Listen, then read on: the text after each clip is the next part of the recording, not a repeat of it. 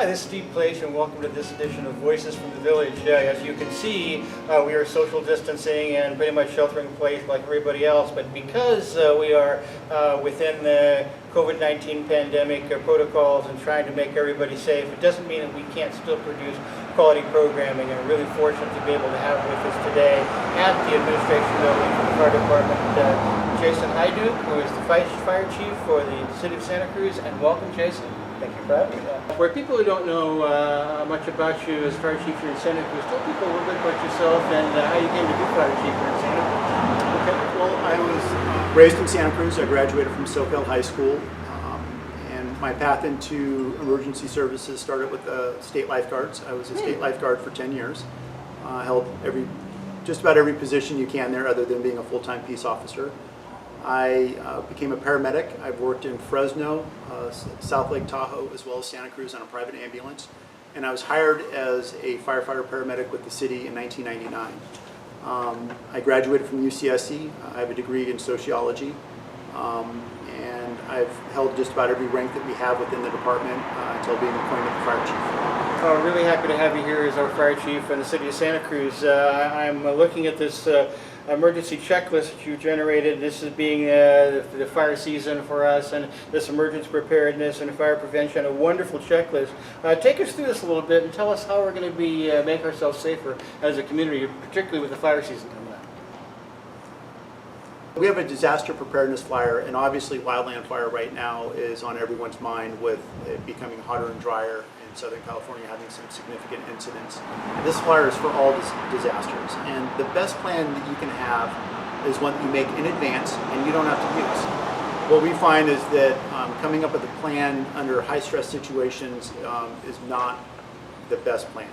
And so what we've developed is a checklist for communication, what you want to do in advance, how you're going to evacuate if you need to, making sure that you know what those critical items are that you want to make sure that you have so you can take care of your friends, your family, your loved ones, your pets, and having all that in a checklist format that you've thought about before you have a high stress situation and you haven't put any thought into how you're going to take care of yourself, your home, your friends, your family, and your pets. And if you look at our flyer, there's a wildland component, which is a significant component, but there's also a checklist for earthquakes and making sure that you know where your gas meter is on your house, that you have a supply of water, that you have a supply of dry goods and food to maintain yourself for a number of days before help can arrive.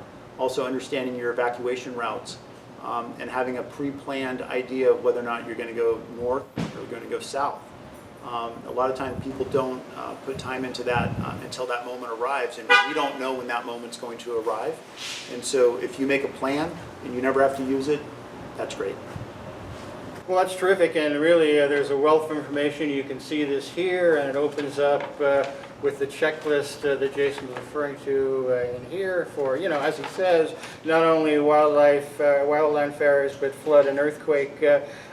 Jason, we're in really the high fire danger season for not only Santa Cruz, but Santa Cruz County for all over. What would you say is the main concern for the fire department to keep the community safe from really the fire danger that is really ever present during the season?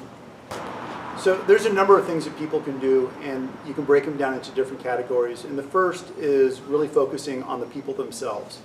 And that is making sure that you have a plan for you and your family and your loved ones.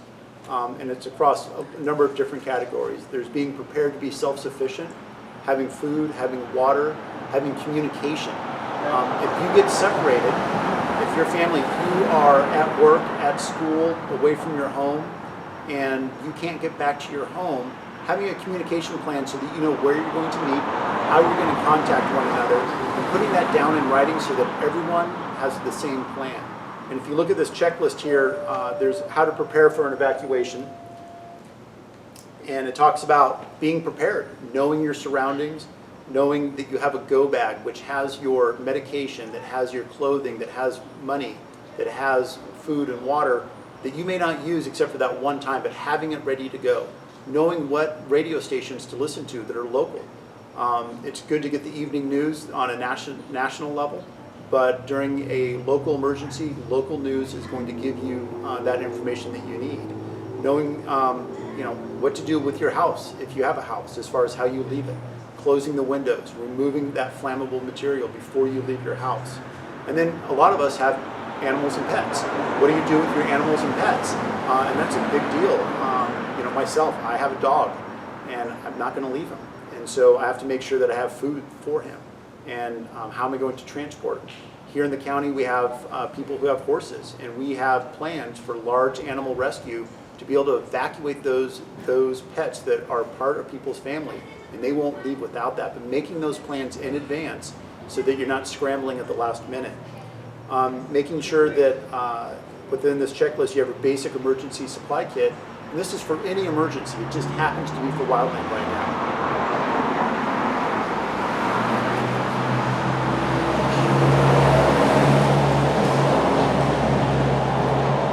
This checklist, if you do it in advance, it can take you days, it can take you weeks. You're doing it in a low stress environment. You're not hurried. You're not going to forget something. You're creating the checklist that you're going to use. And an example of this is remembering the 6 Ps. And those are people and pets, phone numbers and important documents, prescriptions, vitamins and eyeglasses, pictures and irreplaceable items. We can rebuild homes, but a lot of time those memories that you can't replace, you want to make sure that those keepsakes, that you know where they are and you can grab them. Personal computer and external drives so that you have that information available to you. And then plastic, which is ATM cards, credit cards, and some cash. And so again, this is a checklist so that you don't forget anything in a stressful situation, and you plan it in advance and maybe have a conversation about what's really important. Inside the same house, you may have a different opinion over what is important and what you have to grab, and you don't want to be having that argument when you have to leave right now. So having that conversation, but really it comes down to taking care of your family, your loved ones, those things that are important to you, whether it's an animal, a pet, and making sure that you are able to take care of them. Yeah, I think it's an interesting aspect of human nature, Jason, that people think they're more prepared than they are. And just a simple thing like a go bag, I mean, we all live in an earthquake area, and people say, oh, you're just going to have your water, your batteries, your things like that. Well, I'll put those together next week. I'll make sure I have them in the trunk. This, ladies and gentlemen, is the way to go. With having a checklist and going through it as a family or as an individual, make a project of it, at your home, and say these are the things we need, that in the event that there is a wildfire or there's a flood or there's an earthquake, we have what we need to protect not only our loved ones but ourselves. So we're here talking about disaster preparedness, and right now we are in the middle of a local, state, national, worldwide disaster, which is why we are outside, sitting far apart so we can have this conversation in a safe manner, and that comes with planning. That's what we're doing right now. On the front of this brochure is some localized information as far as major travel routes that could be evacuation routes. And it's always good to have 2, because one of them may be blocked. And so knowing your local area, you may have lived here your entire life, or maybe you just moved here. But knowing your local routes and having two methods of getting from point A to point B in case one is blocked is what we want people to do. And then we also, on the back, have a acronym of Ready, Set, Go.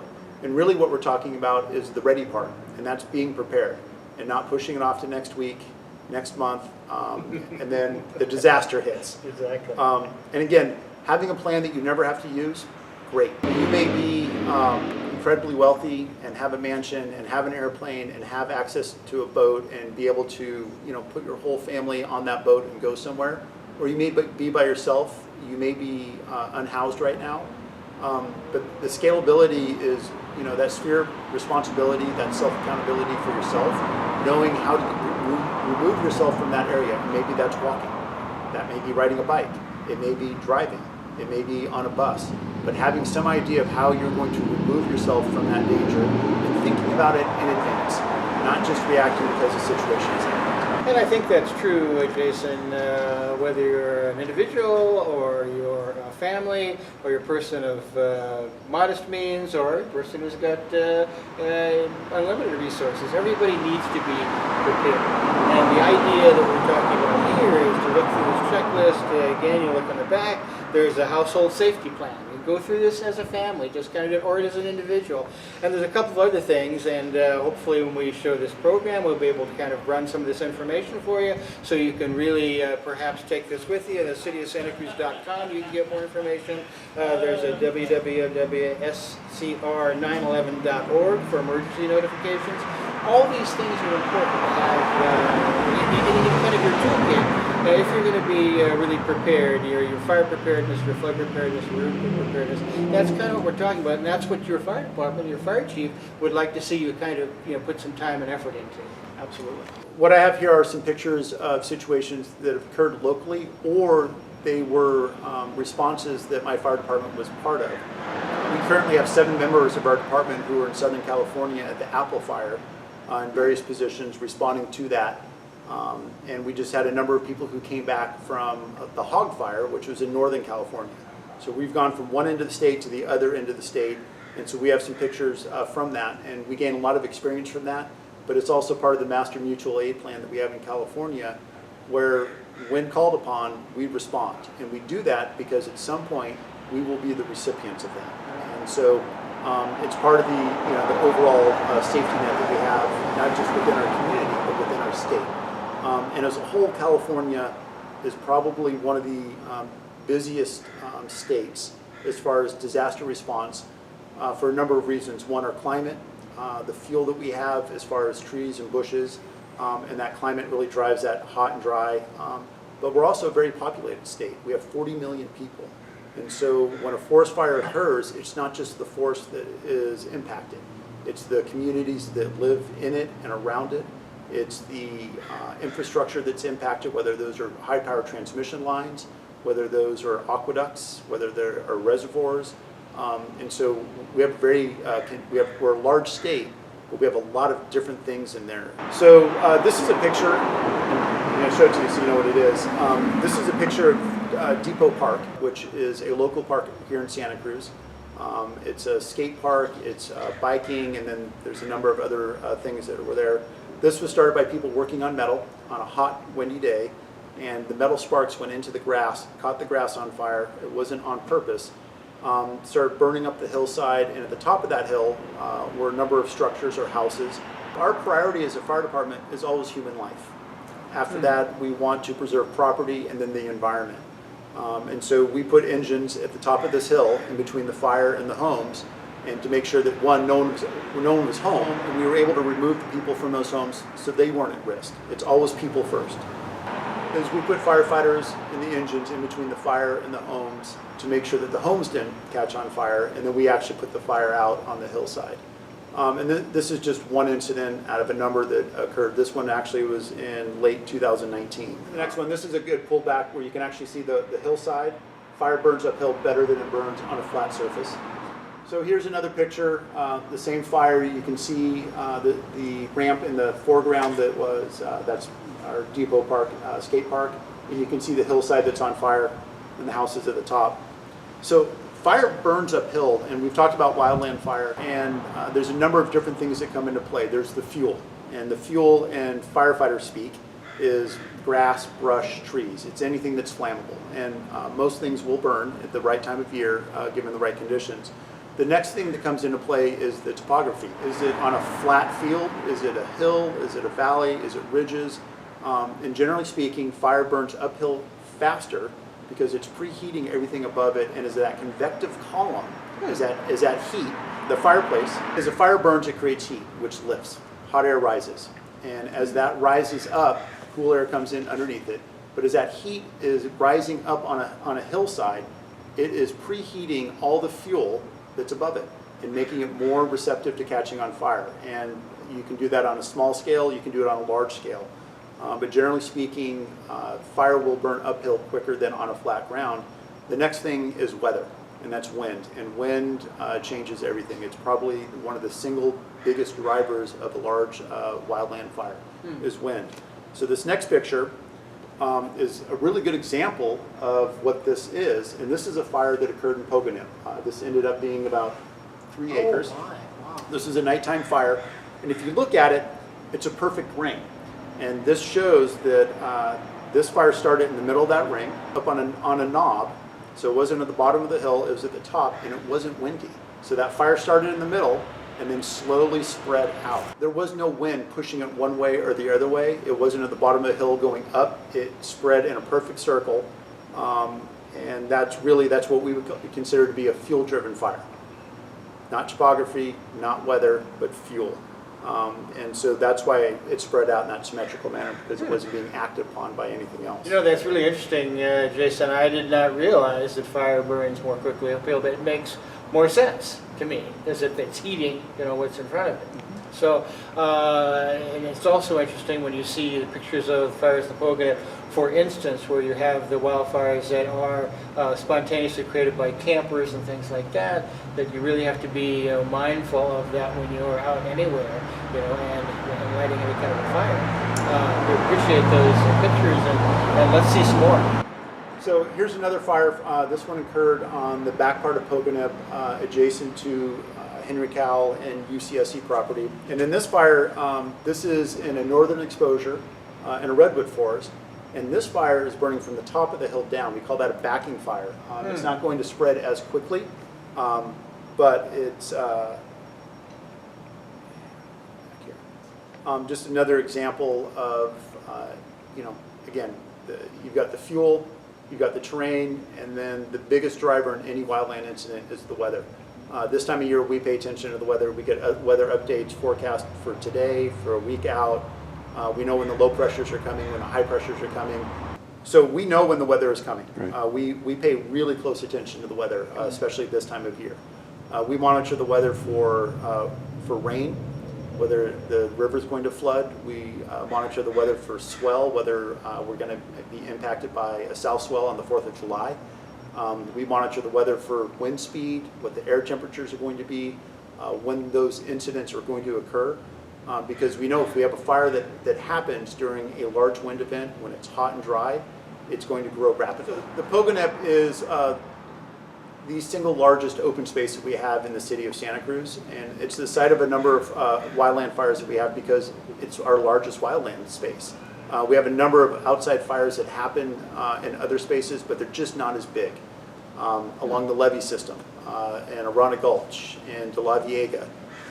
The Pogonip is, you know, it's a large open space. It's a combination of redwoods, of oak trees, of grassland. It has canyons, it has ridges, it has meadows. It's got everything. And it also, unfortunately, you know, most of our fires that occur in our open spaces are human caused, whether they're accidental or intentional. So this next fire, this one occurred just outside of city limits, behind Paradise Park, which is a residential community here. And this was a large fire. It took days to put out. And this picture, what you're seeing here are redwood trees that are fully involved. These are 100-foot redwood trees in the middle of the night. Look at that, wow. You know, and most people look at redwood trees and they're green, they're fairly fire resistant, they're hard to catch on fire, but they're also hard to put out. And their window of opportunity for burning or for catching on fire or for being a fire risk is really narrow. And here in Santa Cruz, one of the big advantages that we have compared to other communities is we have the Pacific Ocean. And it moderates our fuels. It moderates our moistures. It minimizes those windows of time for when things are going to be really, really critical. We're not Reading. We don't get 2 weeks of 100+ degree temperatures here. You know, 2 or 3 days of warm, and then we get the fog. And that doesn't make us fireproof, but it does minimize the risk. We have a relative risk here compared to other communities. There are times when our weather lines up with our fuels, and the weather is hot offshore winds, and for us, those are critical fire danger times. So we have a number of photos, and I can show you incidents that happen. Most people don't realize the number of fires that we have, and I take that as we have a phenomenal fire department that responds daily, nightly, and our goal is to make that fire as small as possible, to minimize the impact as much as possible, and more importantly, it's always people first. and then belongings, and the environment second. It is always people. If all we can do is evacuate people, that is our only priority. So this is a picture of a response that happened on our west side of Santa Cruz. And this is the type of fire that most people never realize happens. This is at middle of the night. We get a 911 call, our engines respond, they put out the fire, they go back to the station. And unless you live directly adjacent to this, you probably have no awareness of it happening, because this is just, that's why we exist. We exist to take care of this problem and to minimize the impact. For us, this would not be a significant incident. If you live right next to it, it may be the biggest thing that's happened to you this decade or this year. For us, this is why we exist. Steve, do you have any other questions about what we've talked about today? Yeah, it's interesting. I was going back to this emergency preparedness checklist. Most people know that you prepare for the evacuation. You have inside the house concerns. You have your pets. But how about outside the house? And that's something that you really have to be concerned about as well. Absolutely. So we talked about people being our highest priority, and the next priority is to minimize the impact to their possessions, to where they live, to the community, to the businesses, to the schools, to everything else that's there. And people can take some really simple, concrete actions to minimize that risk. But it takes effort, and it takes continued effort. It's not once and done. It's like painting the Golden Gate Bridge. It's like mowing your lawn. You have to keep doing it. And so really, the analogy I would use is when you're making a campfire, you don't throw the log into the fire and try and light the log. You use kindling. You use smaller pieces of paper, you use smaller pieces of wood, and that's what catches the log on fire. And then you have your fire. So if you think of your house as being the log, and all the dead leaves that are in the gutters, all the brush that's up against the house, that's the kindling. And your job is to remove the kindling around your house, so that if a fire happens, it doesn't catch your house on fire. And one of the more significant fires that we've had in memory was the town of Paradise. Wow. They lost thousands and thousands of homes. There were also homes that survived, and those were built with fire-resistant qualities. But more importantly, those people who lived in those homes had done constant maintenance. The continued effort of removing the dried leaves that were in the gutters, the dead brush around their house, the limbs that were touching the ground in the tree that allowed fire from the ground to travel up into the trees. And so it's not a guarantee, but you can make it way more likely that your house is going to survive by doing those simple maintenance. And as a general rule of thumb, and what we have in this handout, and it shows you exactly what we're talking about, the closer you are to your house, the more you want to remove fine kindling and flammable material. The closer you are to your house, the less flammable material you want. So in that 0 to 5 feet, you don't want dead leaves piled up against your wood siding. You don't want dead leaves in the valleys on your roof. You don't want dead leaves in the gutters. When you get past that 5 feet, you can start having more landscaping, but again, you want to have some spacing. This is about, if a fire starts, you don't want it to spread quickly. And you can put in those breaks and not live in a barren landscape, but you really have to do the constant maintenance. It's not a one-time shot. Oh, well, that's really fascinating information. Again, thank you for all this information that your staff and your department has generated. It's really important for people to be prepared so we can make ourselves and our community safe when we have the inevitable problems that come up during fire season. And even though it's this fire season as we are taping this show, during this show, you have to be prepared year-round. Anything else you want to add, Jason, before we end the show? I would ask that everyone develop a plan. Make sure that you have the ability to take care of yourself and your friends and your loved ones. Have a plan. If you never use it, that's okay, but have a plan. I would also ask that if you have a cell phone, to register your cell phone with code RED, which is our reverse 911 notification system, so that we can tell you of a problem. And it's across all emergencies. And this is a simple app. You can go to SCR 911 and register. You can go to our website, cityofsantacruz.com, to the fire department, and it will show you, it'll walk you through how to register your phone. But that's really for you to get critical information for any type of incident, any type of emergency, to have that plan and have that notification. Information is critical, and that's how we can get it to you. Code Red, by the way, follows you, and so Oh, really? and it can give you notifications for a flood, a fire, an active shooter, anything. Oh, good. And it's a lot better than iPods, which is a federal thing where it just captures everyone in this area, and you don't get to opt in or opt out. So thank you for having me. Thank you for letting us talk about this. It's really important to me that we get this information out to the community. We're here for the community. We have these resources available, and we'd love to answer your questions. And again, thank you for the conversation tonight. Jason Hajduk, thanks again for being here, Fire Chief for our city, the fire department. Thanks for all the great work you do. Thanks for all the great work your staff does and the department itself. The community would not be as safe without all the great work you do. So Jason, thanks so much. I've been Steve Pleich, and this has been another episode of Voices from the Village. Join us again next week when we talk to some other interesting people, perhaps not as interesting as our Fire Chief Jason Hajduk, but nevertheless, we'll see you then. Bye now.